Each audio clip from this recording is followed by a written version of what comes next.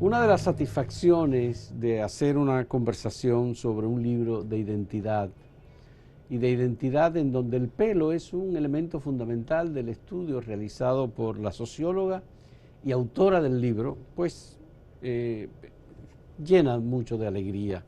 Sobre todo conocer este libro, El negro detrás de la oreja, de Ginetta Candelario, una dominicana establecida en Estados Unidos, profesora de sociología en los Estados Unidos, que además fue su tema de tesis, porque Ginetta escribió este libro, lo presentó para obtener su doctorado en sociología y posteriormente se hicieron varias traducciones al español. Pero esas traducciones no se vieron publicadas nunca hasta que la editorial universitaria Bonó decidió poner en marcha un esfuerzo para dar a conocer este libro en español en República Dominicana.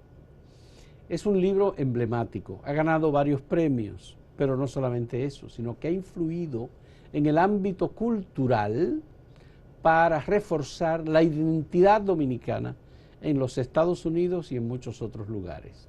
Hay musicales, obras de teatro, hay reflexiones sobre el pelo bueno y el pelo malo. Hay muchas cosas sobre este libro que Ginetta escribió, en primer lugar, viviendo en República Dominicana y luego yéndose a los Estados Unidos. Visitó museos, salones de belleza, en donde trabajó muchísimo tiempo, como si fuese una empleada, para recoger información confiable para el trabajo de sociología y antropología social. Hay que decirlo de ese modo. Tenemos a Ginetta Candelario con nosotros.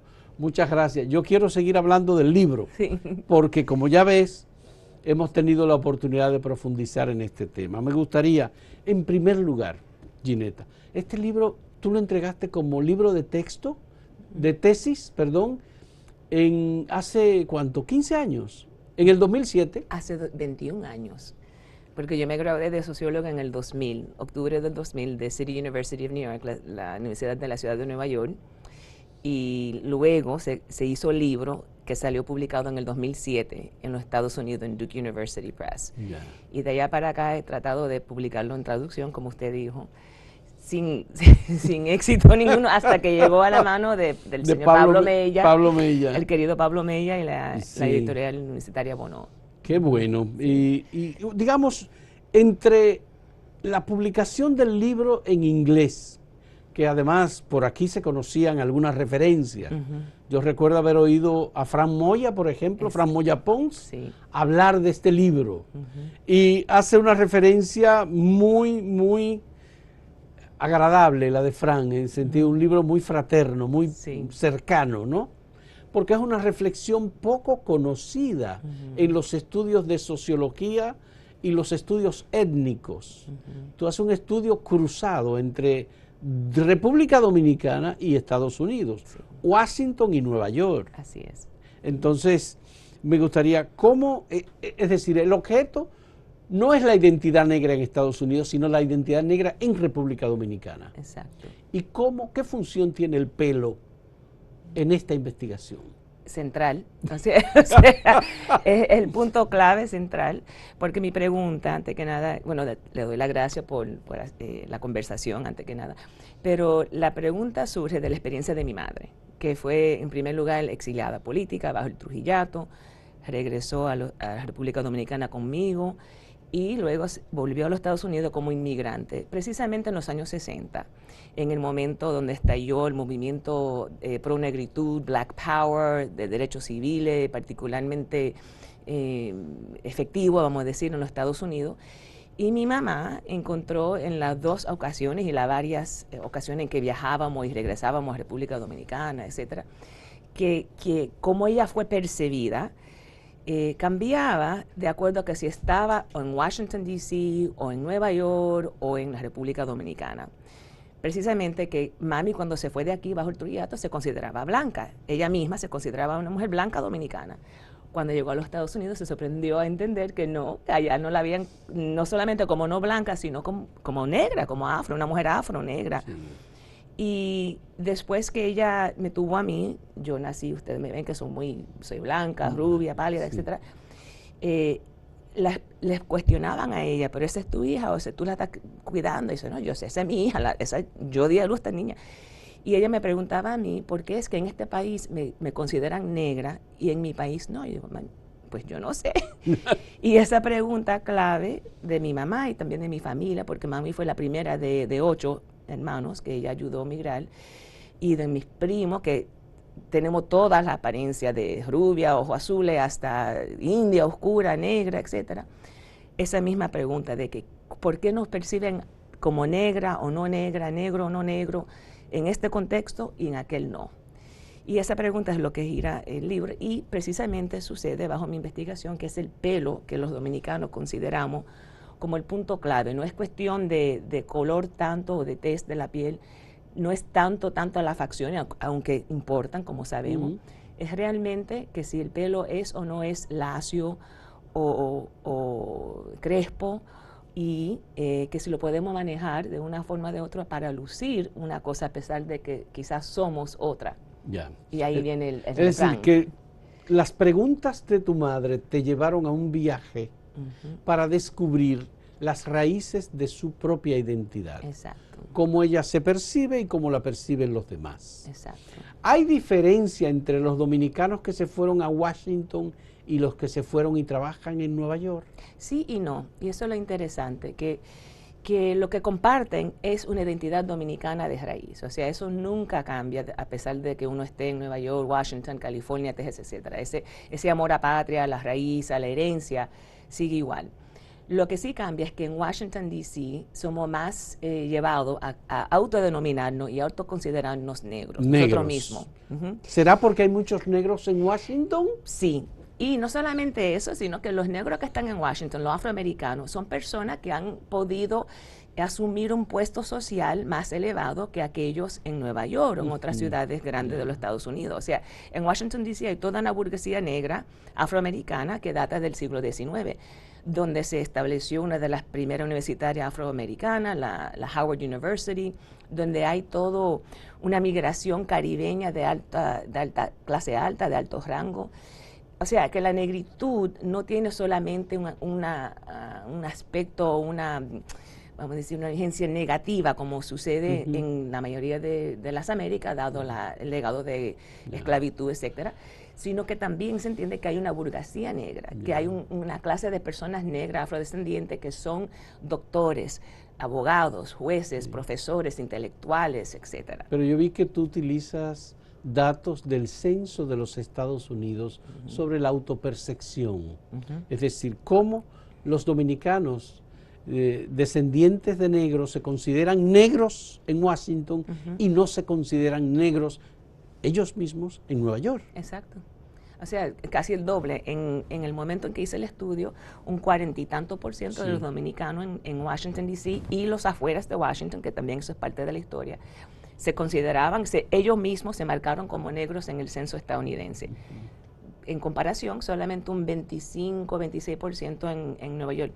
De todos modos, esos dos números son el doble y el cuádruple de lo que se dice en Santo Domingo, en la República Dominicana, donde aquí oficialmente no hay negros, pocos. En el libro está muy claro el análisis histórico, incluso la influencia que tiene la novela Enriquillo de Manuel de Jesús Galván en la concepción de una versión de descendencia de aborigen, de los indios, por decirlo en el lenguaje común. Bueno, el dominicano es medio indio, ¿no? Entonces yo soy indio crespo, yo soy indio claro, oscuro, etcétera.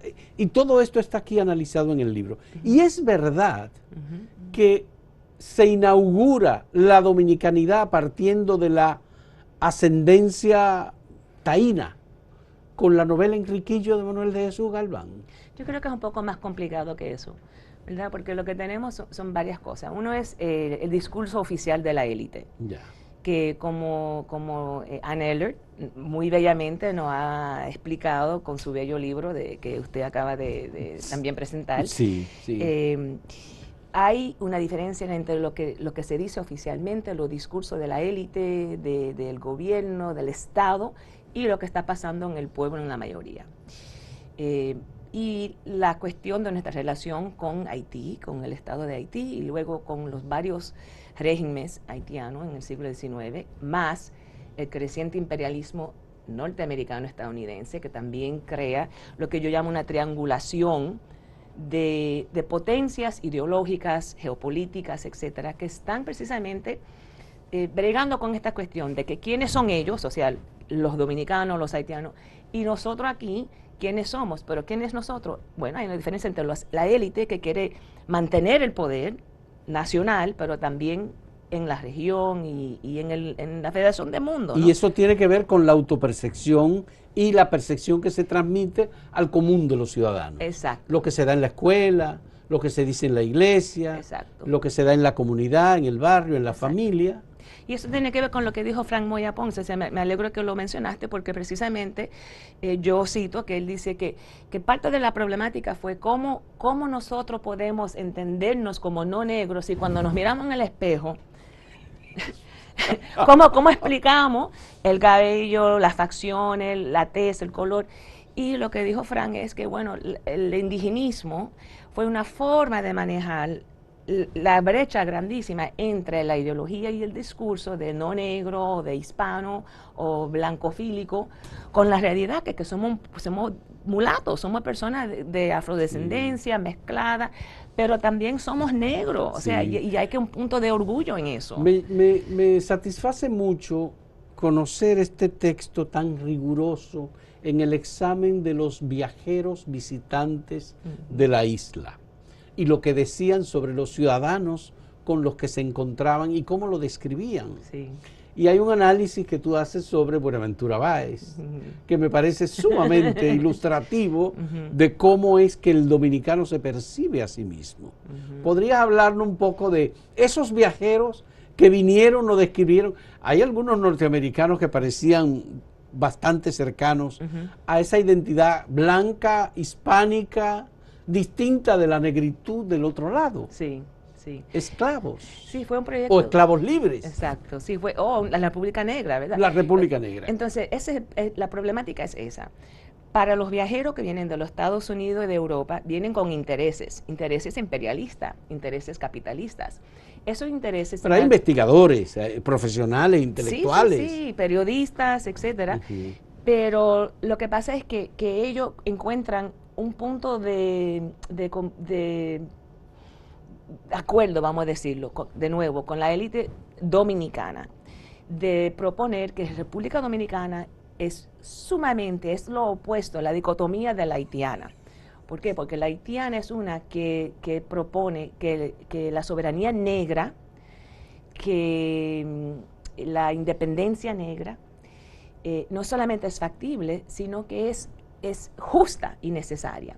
Y eso no conviene a los pueblos esclavistas y los pueblos que surgieron de la esclavitud. Estamos hablando del siglo pasado, del siglo antepasado. Del 19. Del siglo XIX. Exacto. Entonces es una forma de disminuir y de reprimir la auto manejo de la República Negra. Diciendo entonces, mire, ustedes pueden ser soberanos, pueden participar en la Confederación Mundial Emergente, Desarrollante, Capitalista, etcétera, si no se consideran aliados a aquellos negros allá, en aquella parte de la isla. Entonces, por ese motivo, la élite de aquí, los intelectuales, no todos, porque hay muchos que difieren, y esa es la parte de la historia, ¿no? Pero aquellos que son hispanofílicos, que son pro blanco, etcétera, le conviene incorporar esa narrativa. Y no solamente incorporarla, sino institucionalizarla en los museos, en los colegios, en las escuelas, en el discurso público, de que no somos ellos. No somos ellos. Me llama muchísimo la atención, usted le hace una crítica sutil a José Martí por su elogio y consideración de la novela de Manuel de Jesús Galván, Enriquillo, como la inauguración de la literatura indigenista en América. Y Martí escribe una carta muy elogiosa, que forma parte incluso de la novela. Hay varias versiones. Hay una versión que hizo Pedro Enrique Jureña, que es la versión que yo leí, que la hizo Cielo Naranja, aunque hay muchas otras versiones de Enriquillo. Obviamente la novela incluso se inicia en España. Y entonces toda narrativa es una narrativa desde el punto de vista del conquistador. Sí. Y la historia de Enriquillo es la historia del conquistado.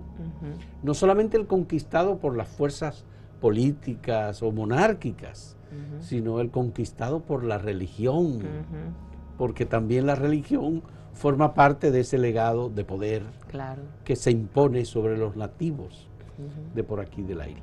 Vamos a hacer una primera pausa en este diálogo con Ginetta Candelario, que es la autora de este texto luminoso para el debate y para la identidad cultural de República Dominicana. El negro detrás de la oreja, que siempre nos remite a Juan Antonio Alix. Sí, pero vamos a hablar de eso en un momento cuando retornemos.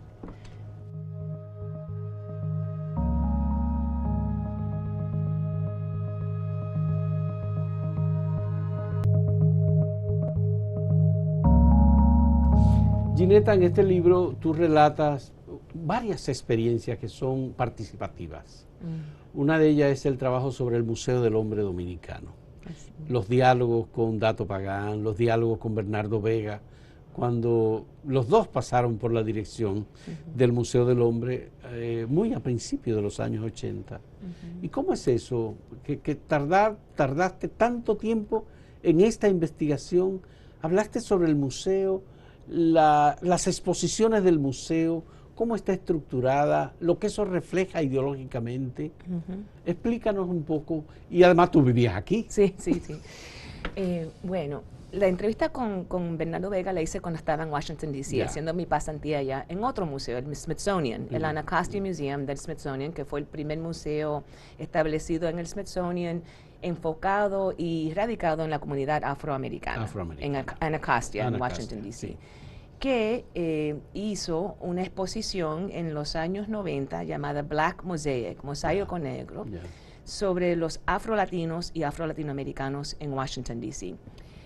El investigador, vamos a ponerlo así, el curador que realmente encabezó esa investigación era dominicano, Héctor Corporán, hijo de la señora que fue la que trabajó en el hogar de John F. Kennedy por muchos años.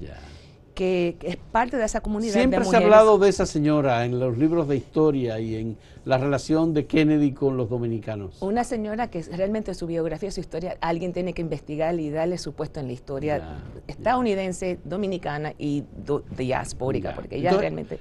El curador de la exposición, el mosaico negro en Anacostia, fue el hijo de esa señora. Exactamente. O sea, él no fue el curador, él fue el investigador. Que proveyó la gran parte de la investigación, de la información que se fue presentada en aquella exposición.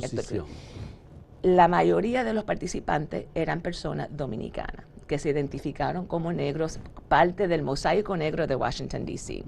Entonces yo me enteré de esa exposición estando yo en Graduate School haciendo mi estudio doctoral, porque participé en un seminario sobre metodología cualitativa para los estudios latinos en Estados Unidos que fue basado en el Smithsonian Institution.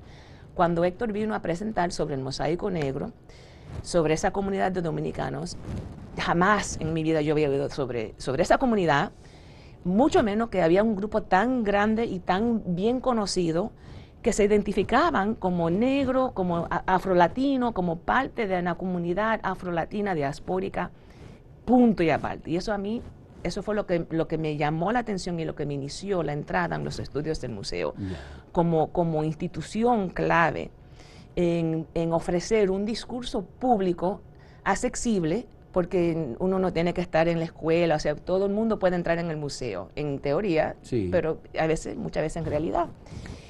Y entonces eso me llevó a preguntarme, pero ven acá, si el museo jugó ese papel tan clave aquí, en el Anacostia y en esta exposición, y también me dio acceso a aquellas personas que participaron, regresé a entrevistar a doña Juana Campos, a los dos hijos, Carmen y Ramberto, a Julia Laras, o sea, todas esas personas que participaron originalmente en la exposición, yo pude volver a hablar con ellos, reentrevistarlos con otras preguntas más profundizadas sobre este tema particularmente.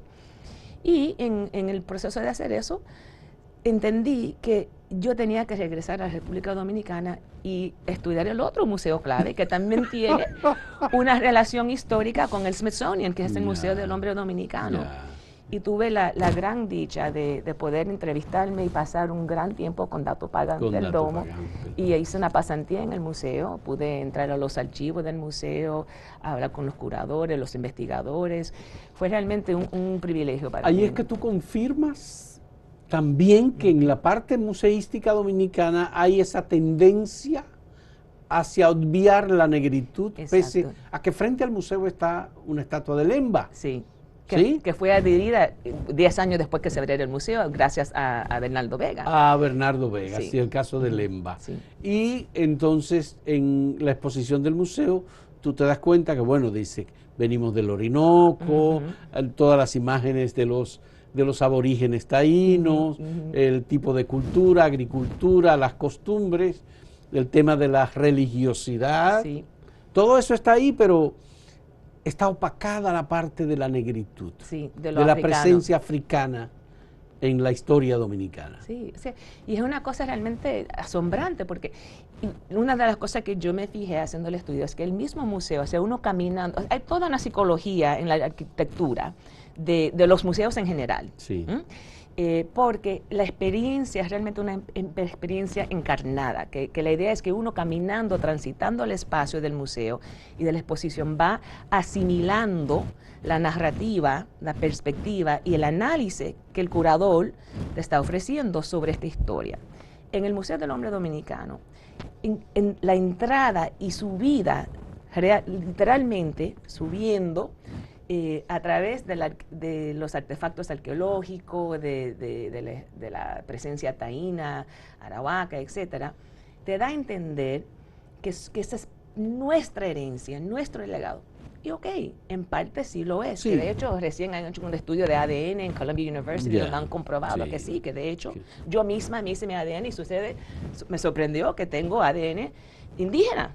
Sí. Ok, bien. Pero eso salió muy poco, salió un 3 o un 4%. Y es 500 años atrás. Frente a la presencia africana, que es de un 49%. Exactamente. O 48%. Incluso yo misma tengo un 15%. O sea, a pesar de ser hija de italiana y de dominicana de Cayetano Hermosén. Sí, exacto. Yo en mi ADN un 15% de África del Oeste. Entonces, esa herencia no solamente biológica, vamos a decir genealógica, sino que cultural, histórica, política, debería tener más puesto en ese museo, en todos los museos. En todos los museos. En el currículo nacional, porque es un punto de orgullo.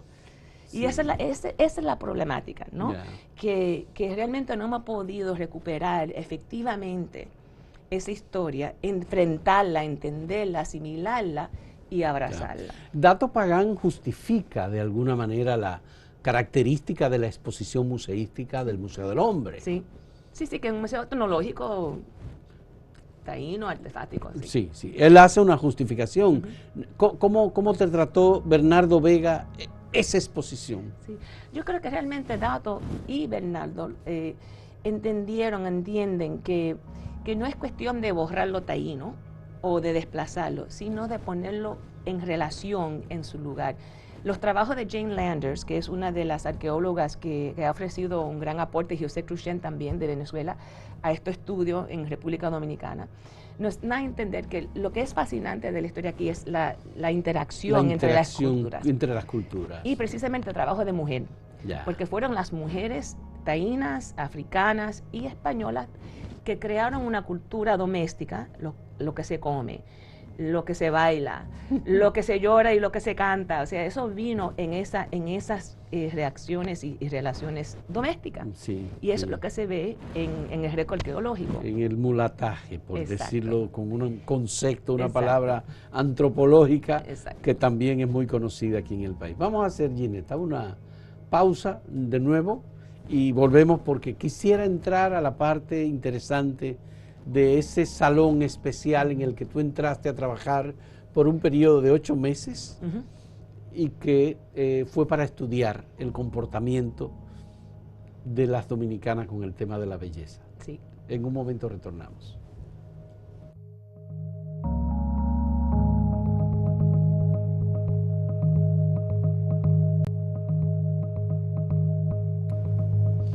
Ginetta, el proceso de investigación para este libro recoge formas, metodologías participativas y variadas para enriquecer un libro que además en los textos y en las investigaciones en las que se soporta es muy riguroso. Están todas las referencias bibliográficas, abarca realmente muchos elementos que son riquísimos, y este libro debe ser conocido. Se va a poner a circular, por cierto, este jueves a las 6 de la tarde en el Centro Bonó, y es un texto que todos nosotros debíamos buscar y debíamos consumir, leerlo. Háblame del salón, ese salón de nombre que no es real, sino ficticio, en donde tú te unes a un grupo de mujeres en un salón de belleza de República Dominicana para estudiar el comportamiento de las dominicanas con su pelo y su belleza, pero además tú recoges historias de vida, te compenetras, te consideran parte del salón, tú tienes a tu hijo, tú amamantas a una niña de otra persona que trabaja en el salón. Todo eso me parece parte de una historia deslumbrante, una historia que compromete directamente a la investigadora. Así es. A ver, ¿qué fue lo que pasó? ¿Qué descubriste en ese salón? Bueno, antes, sí, es cierto, me recordaste de ese punto. Lo que me interesaba, vuelvo y repito, era cómo nosotros enfrentamos nuestra apariencia, el físico, dado estos discursos indigenistas, negrofóbicos, antinegro, etcétera. Y el papel clave que juega el cabello en esa autopercepción y en esa autopresentación de quiénes somos. Sí. Precisamente alisar el cabello afro, grifo, crespo, que luzca como una melena, las que las indígenas tenían o tienen, es todo un proceso químico, tecnológico, etcétera. Y el legado del movimiento afro Black Power, de poder negro y de belleza negra en los Estados Unidos, el alisar el cabello después de los 60 y 70 se entendió como autonegación y autodesprecio. Sí. Entonces yo, criada entre los Estados Unidos y República Dominicana, llevo los dos conceptos dentro de mí cuando entro en el salón. Y asumí inicialmente que, alisarnos el cabello es una expresión, como dicen las mujeres del Black Power Movement, del movimiento pro negro, es una expresión de autonegación, de desprecio propio, por encima de feminista. Pensamos que alterarnos el cuerpo, maquillarnos, todo eso también es una internalización de misoginia, machismo, todo eso. Lo que me sorprendió fue que yo conocí esa historia, entiendo esa perspectiva política, siendo feminista, latina, etcétera, y pro negra, pero no cuajaba con mi experiencia propia, ni investigadora, con la realidad de la mujer dominicana, que se quiere mucho y se percibe como bella. Es coqueta, es afectiva, exacto, o sea, es amorosa. Sí, no solo eso, sino que no se, aunque digamos a veces cosas que son realmente, podemos decir, racistas e incluso misóginas, etcétera, de nosotras mismas. Pero decirlo no es creerlo necesariamente, ¿verdad? Sí. El bla, bla, bla es una cosa y lo que realmente llamamos por dentro puede ser otra cosa. Entonces yo entré con esa duda. Por una parte, una perspectiva crítica, feminista, antirracista, etcétera, y por otra parte, un conocimiento de la mujer dominicana que no cuajaba con esa perspectiva. Los 8 meses que pasé en el salón, que es en Washington Heights, cerró, yo acabo de verificar que está cerrado después de 20 años, pero estaba en Washington Heights, que es la comunidad fundamental dominicana en los Estados Unidos, sí. Todavía, Quisqueya Heights, y iba todos los días, por horas a la vez, para observar, para participar. Como usted dijo, llegué hasta incluso a amamantar a uno de las niñas que no quería tomar la botella. La mujer me dijo, tú le estás dando el seno, iba a ser otra palabra, el seno a tu niño, mira a ver si la niña come. Ok. O sea, realmente me integré de una forma sorprendente en el salón. Y lo que observé fue que las mujeres ahí lo que están haciendo es bregando con una realidad donde ser más o menos una cosa a la otra tiene consecuencias materiales reales en el campo laboral, en el campo matrimonial, vamos a decir, en parentesco, en la cotidianidad. Importa cómo uno luce, si uno es percibido más o menos valorizado, ¿verdad? Entonces, manejar el cabello es una forma de casi picándole el ojo a la realidad social. Ok, está bien, vamos a pretender, vamos a lucir de una manera y a la vez vamos a resistir la ideología que esa apariencia quiere que nosotros integramos. Y ahí fue que yo me entendí haciendo las entrevistas, usando la sonsacación, elicitación de fotos, que lo que realmente se apreciaba y se aprecia no es tanto lucir blanca hasta en Alemania, que fue una frase clave dominicana, porque también hay mucho discurso que rechazan una blanquedad excesiva. Pelo muerto, pelo lambío, algún día ahorcan blanco, o sea, hay todo también un discurso. Pero eso está vinculado con el cuerpo de la mujer negra también. También. Es decir, hay otros elementos que están ahí que forman parte de un todo. Sí, de un todo, no solamente es el pelo. No, es todo. Es todo. Entonces, pero es bregando con una realidad y es complejo, por eso que yo digo que uno tiene que, yo trato de mantener una perspectiva crítica que a la vez se reconoce y rechaza la negrofobia, el racismo discursivo y político práctico, ¿no?, del espacio. Pero también reconoce que es un espacio comunitario donde las mujeres se apoyan mutuamente, se ayudan económicamente, se ayudan psicológicamente, emocionalmente, actúan como familia, bautizan los niños, o sea, es complicado porque no es solamente una cosa negativa. Sí. Pero me llama la atención, Ginetta, que no cambian mucho las actitudes del que migra y se queda años en Estados Unidos viviendo en unas determinadas condiciones. Siguen subsistiendo esos valores y esas formas culturales o esas percepciones ideológicas que se llevan desde aquí. Son fuertes. Son fuertes. Son fuertes, es parte de lo que se dice en sociología, el habitus, ¿no? Pero yo creo que sí hay una transformación. Y hay una transformación en las personas, pero también en los hijos. No, ahí están las nuevas generaciones. Exacto.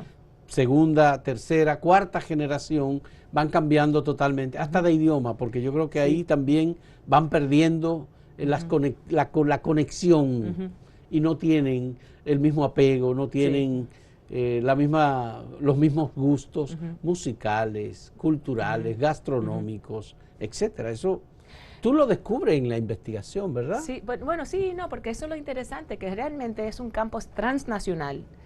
O sea, que se sostiene realmente un nivel sorprendente de la cultura. O sea, es transformado porque la cultura siempre es dinámica, nunca es rígida, no se queda, ni en el mismo país. Es igual hoy que 30 años atrás, ¿no?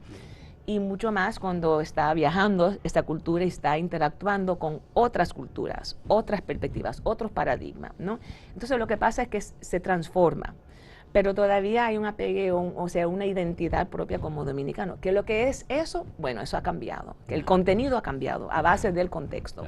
Me llama muchísimo la atención una frase que tú utilizas casi como conclusión.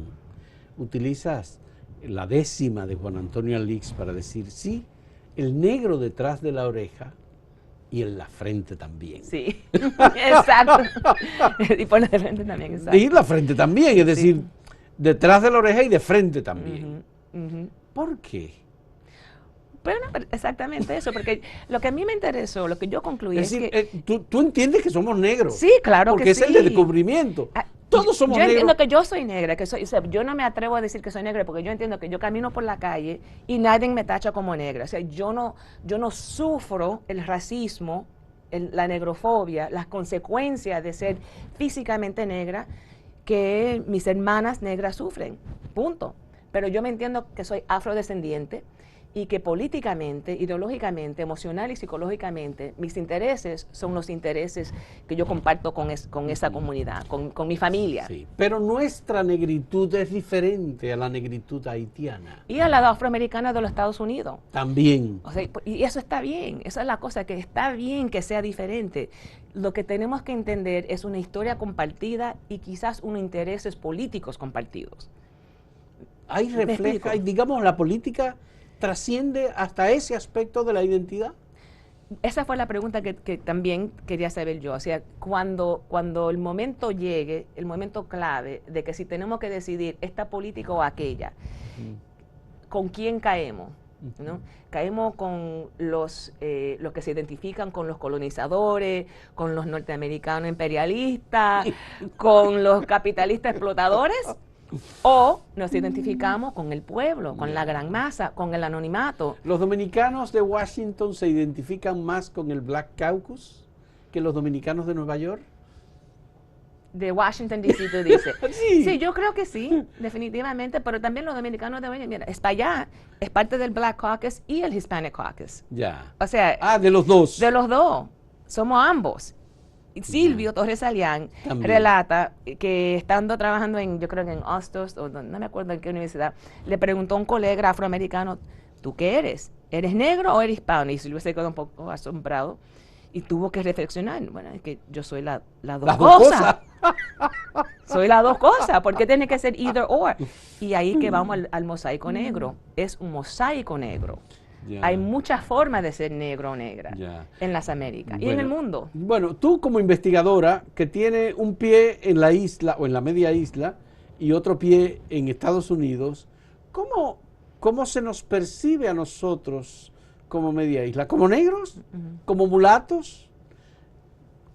¿Es parecida la percepción a lo que la negritud fuerte, poderosa de los haitianos, que tiene una connotación política también? Explícame Sí. tu observación, la tuya. La respuesta es sí. Sí. Sí a todo. Sí a todo eso.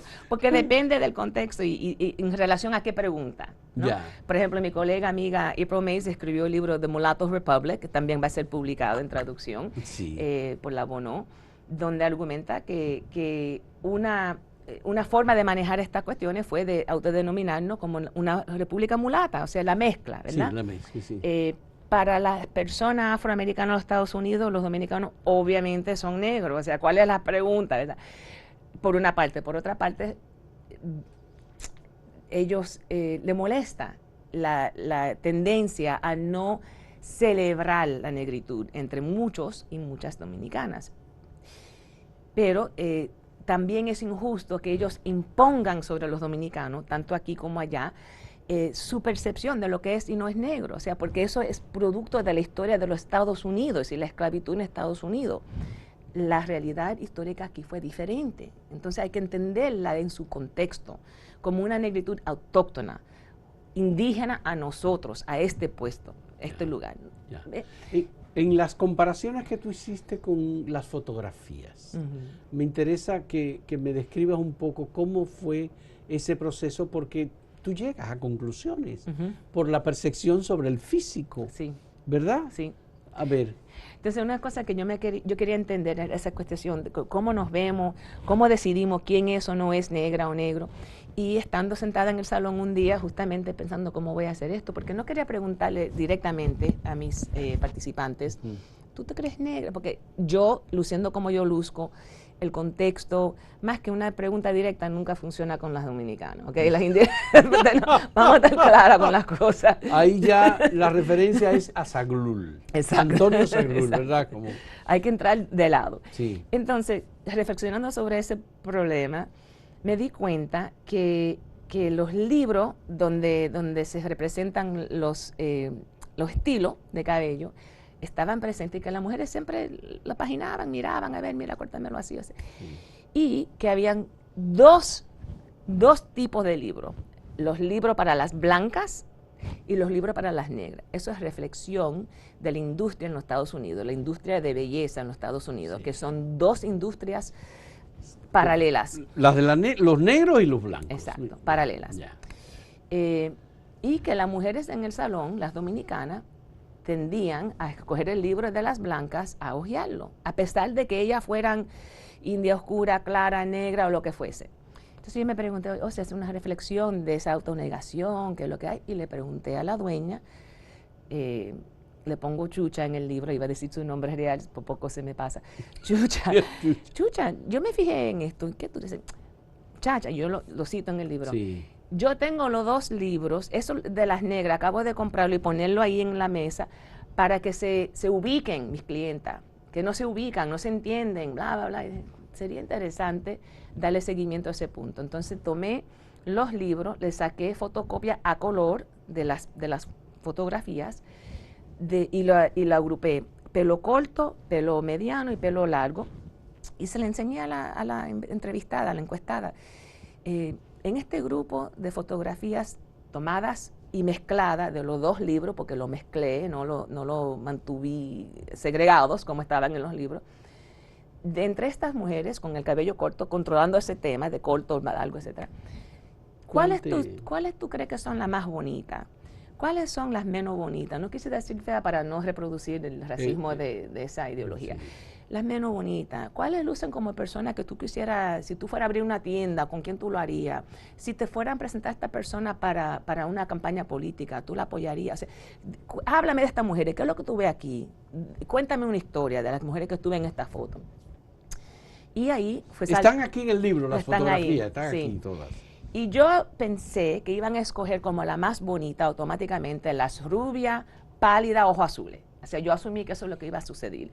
Y que iban a poner a las mujeres más oscuras de tez o su cabello más duro, crespo, sí, como la más fea.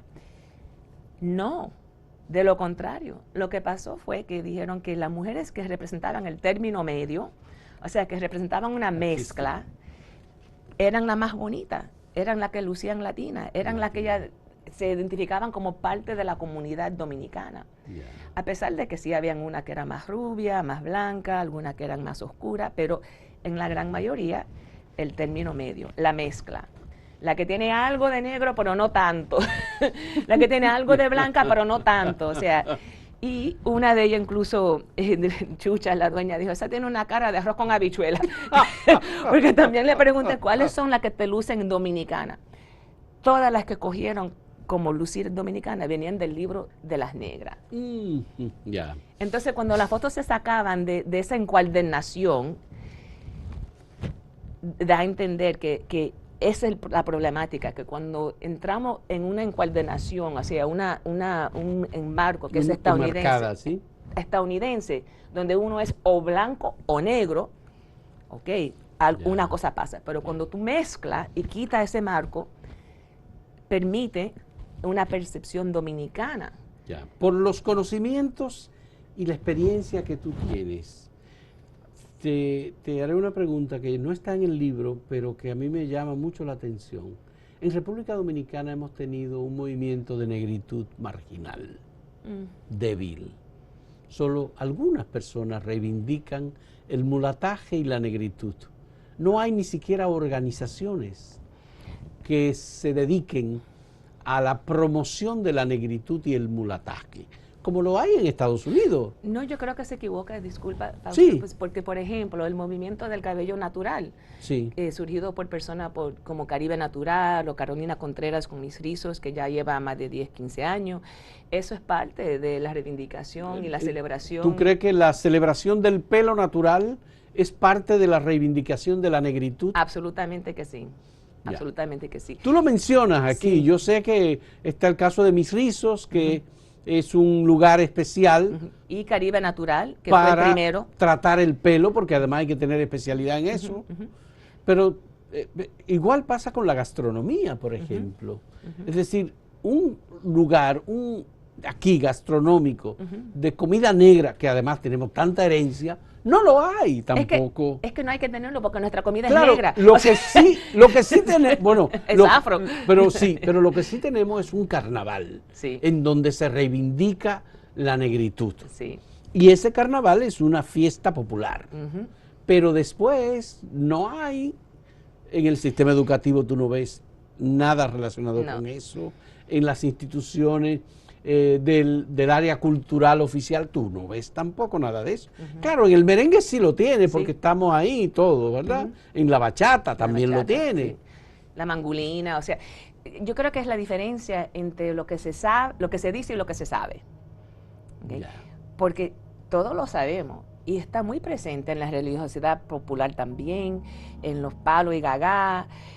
O sea, sí es necesario, yo creo, explícitamente narrar la historia, ofrecer el conocimiento a través de la escuela y el currículo nacional, transformar el museo para que le dé más puesto clave a esa historia, esa herencia, etc. Pero también me consta, dominicana al fin, que muchas veces las cosas las sabemos, las entendemos, nos picamos el ojo, pero no tenemos que estar diciéndolo. Ya. ¿Okay? Porque está ahí. Está ahí. Y eso yo creo que es legado del trujillato, Ya. para serte franca. Sí. ¿Okay? Porque fue el trujillato que realmente, regresando al punto del indigenismo y cómo fue institucionalizado y todo eso, fue el trujillato que realmente insistió en las formas ideológicas, materiales, políticas y brutal, en borrar la herencia y la presencia africana pro-negra en nuestras comunidades, en nuestro país, en nuestra isla, y sustituirla con una narración indigenista, una ideología indigenista, blancofilia, colonial, etcétera, colonialista. Entonces, esa realidad también tenemos que entenderla. Eso fue algo que vino a través de mi entrevista con mi mamá y mi familia, que parte del motivo por el cual mami llegó a Estados Unidos identificándose como blanca, o sea, no negra, fue porque ella nació y se crió en el Trujillato. Eso o sea, todo la llevaba a eso. Qué bien. No había una alternativa. Qué bien. Vamos a hacer una última pausa en este diálogo con Ginette Candelario, autora del libro Detrás de la oreja. En un momento volvemos.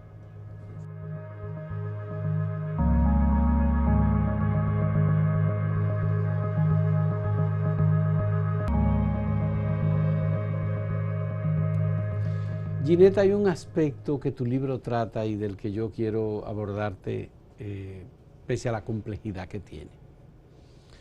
Hemos sido educados en una tradición en que el que está del otro lado, el haitiano, es malo. Feo, rústico. El que está de este lado es bueno, bueno, y todas las implicaciones que tiene eso. ¿Cómo se explica que hayamos crecido con una concepción tan distante y separatista? Para mí lo irónico del caso de esa ideología nacionalista, racista, negrofóbica, es que una ideología que apoya directa e indirectamente el imperialismo norteamericano. Sí. Sí. Estados Unidos, que tiene políticas antirracistas. No. Definitivamente que no. O sea, hay sectores en los Estados Unidos que sí, que son antirracistas desde el siglo XIX. O sea, el feminismo, por ejemplo, en Estados Unidos surgió del movimiento abolicionista. Sí. Siempre han habido sectores que son antiesclavitud, feminista, antiimperialista, o sea, que son moral, en el mejor sentido de la palabra. Pero somos la minoría, y en eso me voy a contar yo como parte de ese legado, siendo residente y ciudadana norteamericana. Somos una minoría y siempre es una batalla constante con los de derecha, que son esclavicistas, colonialistas, imperialistas, antifeministas, etcétera, etcétera. Bueno, entonces, acabamos de tener la experiencia de un Donald Trump en la presidencia de Estados Unidos. Donald Trump lo que hizo fue desmascarar la realidad. O sea, fue un choque brutal, en realidad, porque él y sus aliados revelaron lo que estaba siempre, pero estaba controlado, ¿no? Es un momento todavía chocante porque no se ha acabado, igual que el trujillismo no se ha acabado en el país. Hay sectores que quieren reivindicar y reinstitucionalizar. Pero entonces lo que estaba diciendo es que a mí me interesa tanto que los nacionalistas más ultranacionalistas, irónicamente, apoyan a los imperialistas ideológicamente, precisamente por ese vínculo, ¿no? Entonces, el rechazo de esa historia y de nuestros vecinos, nuestros primos, porque esa es la otra realidad, ¿okay? No son ellos y nosotros, somos familia, o sea, tenemos primos y primas y tíos y tías que son haitianos, y los haitianos tienen familia dominicana también. O sea, la frontera no es una pared, a pesar de que Donald Trump y otros elementos, por ejemplo, aquí en el país quisieran construirla como tal. No es así. Siempre ha habido un cruce, siempre ha habido un intercambio cultural, biológico, genológico, político, etcétera. O sea, si somos dos naciones distintas, con dos culturas distintas, pero también llevamos mucho en común, ¿no? Y yo creo que no se debe confundir las dos cosas. O sea, es entendible que queremos una soberanía, un control sobre cuestiones de economía, inmigración, etcétera. Ok, lo entiendo, no estoy completamente de acuerdo, pero lo entiendo. Eso no tiene que llevarnos a despreciar política ideológicamente nuestros vecinos y las personas. Esto es un punto clave para mí en el momento actual. El movimiento de apatriado, de desnacionalizar los dominicanos de ascendencia haitiana, es horrible y es producto de ese legado de trujillismo y de apoyo a un concepto racista norteamericano. Esa es la gran ironía para mí. Sí, me llama la atención que las acciones de Estados Unidos en República Dominicana no se consideran imperialistas. Es que lo son. Se considera cooperación. Pero cualquier tema migratorio sí se considera, por parte de la población en general, una parte que están invadiendo a República Dominicana y que quieren invadir a República Dominicana y que la soberanía está en peligro. Sí, por eso te digo que para mí una cosa, es una ironía tan sorprendente, porque incluso yo en Massachusetts he dado talleres y discursos en la comunidad de Lawrence, que es una comunidad dominicana en Massachusetts, vamos a ponerlo así, el alcalde es dominicano. O sea, los dominicanos en Lawrence han podido realmente ascender a puestos de dirección y de bienestar económico, etcétera. Y Massachusetts es el estado donde los latinos somos más segregados que en cualquier otro estado de los Estados Unidos, donde la explotación y la exclusión de las instituciones de poder educacional, etcétera, sigue impactando negativamente en una forma asombrante a los dominicanos y a los latinos en general. O sea, que esa misma experiencia de nativismo, de xenofobia, de exclusión racista, no solamente etnocéntrica, sino racista, porque en la perspectiva de los Estados Unidos, los dominicanos somos personas de color y normalmente negros y negras. Punto. Sí. ¿Okay? No es una pregunta. Que si pasamos un poco más o menos, que si somos más o menos aceptables, sí, ok, es posible. Pero la realidad es esa. Entonces, ese discurso, esa ideología de que nos están invadiendo, es la misma ideología, el mismo discurso que se utiliza en contra de nosotros dominicanos y todos latinos, las personas del sur del Río Grande, en los Estados Unidos. Es una forma de eliminar la competición y el poder. Sí. Lo que está diciendo Ginetta tiene como base histórica todo lo que está en este libro. De modo que este libro hay que leerlo, es una recomendación. Quisiera saber, Ginetta, ¿qué ha pasado con el libro en Estados Unidos? Luego de que se publicó, pasó por algún concurso, lo reconocieron en algún sitio, dieron algún premio por este libro. Sí, gracias, Fausto. Sí, no, de hecho el libro ganó premio de la Asociación de Estudios Latinoamericanos, LASA, ganó de la Asociación de Estudios Latinoamericanos de Nueva Inglaterra. Más que eso, yo creo que puedo decir que junto al trabajo de Silvio Torres Salián y Ramón Hernández ha formado como la base clave de los estudios dominicanos en los Estados Unidos, ha inspirado un sinnúmero de estudios que surgieron luego de algunas de las preguntas que yo planteo ahí, algunas de las alianzas que hago. Me siento muy orgullosa porque yo lo considero como legado de mi mamá, realmente. Lo hice para ella y por ella y mi familia dominicana, y me agrada mucho que ha podido impactar todo un campo de estudio en los Estados Unidos, y más allá que yo he podido sostener mi relación con la intelectualidad y el sistema educacional de aquí, de la República Dominicana. Esto forma parte del legado también del trabajo de Silvio Torres Salián. Definitivamente. Que fue Ramón Hernández, el CUNY, Luego hemos visto los trabajos de Lorgia, por Ujú. ejemplo, Al borde de la dominicanidad. Sí. Este trabajo de Ann Eller, Ujú. que se puso a circular Sí. hace unos días. De Dixon Eh, Ramírez, que viene también. También, Sí. Ujú. es decir, hay Rey Andújar, que ha publicado algunas Ujú. cosas también, aunque más en el ámbito de la literatura y la ficción, pero es un trabajo verdaderamente sorprendente y que ayuda mucho Y, a la reflexión de este lado. y te voy a decir otra cosa también, Fausto, que lo que más me ha agradado por encima de ese éxito profesional es que todavía yo recibo correo electrónico de jóvenes dominicanos que son estudiantes universitarios, primer, segundo año, que han leído el libro porque sus profesores se lo recomendaron.